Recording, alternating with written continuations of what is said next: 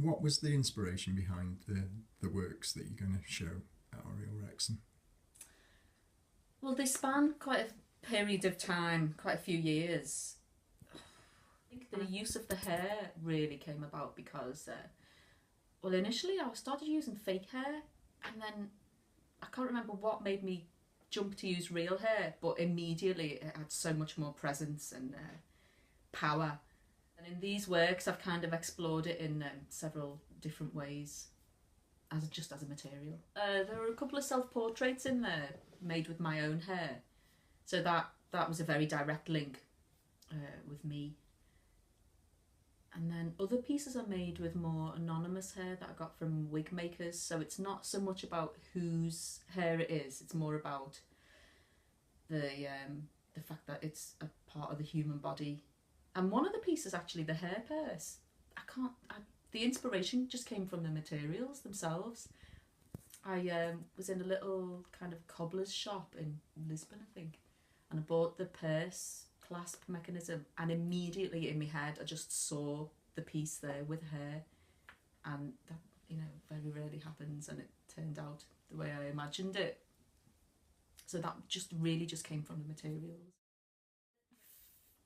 People generally either are really drawn towards it and have positive reactions to it, or people are kind of initially drawn from afar and then go ugh as they get up close. And I really like that. And imagine the woman who's got this lovely healthy head of hair, and it's so silky and smooth and shiny and beautiful and sensual, but then it also reminds me a bit of a trophy scalp. And you know, yeah, it reminds me of a trophy as well, so it's got that kind of undercurrent to it.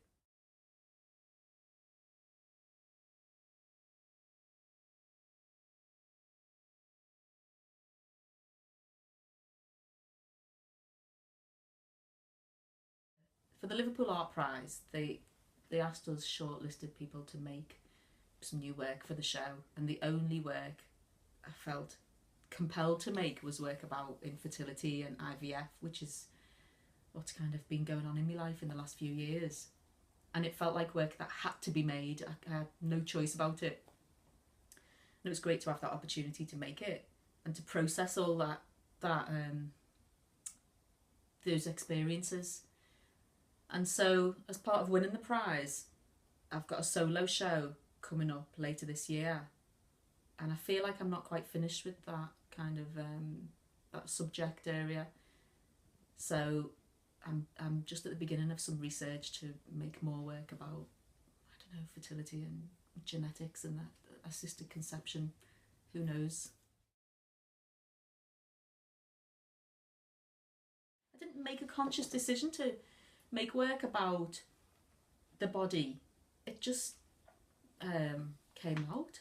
And I suppose last year I made some work about the relationship between the mind and the skin, and I was interviewing people who suffer from eczema and psoriasis. So I made like stumps and